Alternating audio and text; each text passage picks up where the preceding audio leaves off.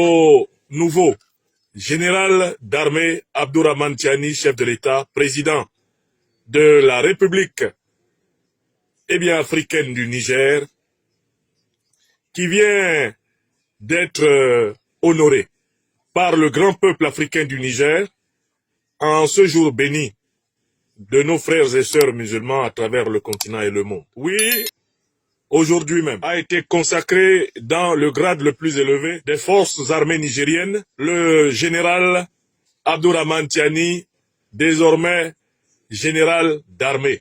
Et je voudrais simplement consacrer quelques minutes à dire pourquoi cette reconnaissance de la patrie nigérienne à ce grand fils de l'Afrique est méritée. Et je voudrais en profiter pour dire ce que l'on doit espérer de ce couronnement, de cette reconnaissance, de cette récompense, qui est en même temps la mise sur les épaules du président Abdourahmane Tiani des responsabilités historiques les plus immenses. Premièrement, pourquoi de manière évidente le choix du peuple nigérien d'accorder le plus haut grade de l'armée du Niger au général Abdourahmane Tiani est un choix logique, compréhensible, normal, légitime et même un choix honorable. C'est parce que entre le 26 juillet 2023 et aujourd'hui 26 mars 2025, soit en moins de 2 ans, le général de brigade d'alors,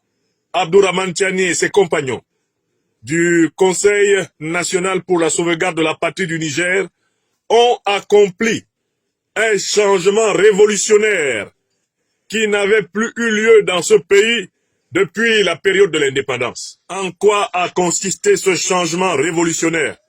Il a consisté à mettre désormais l'État du Niger au service exclusif, prioritaire du peuple nigérien.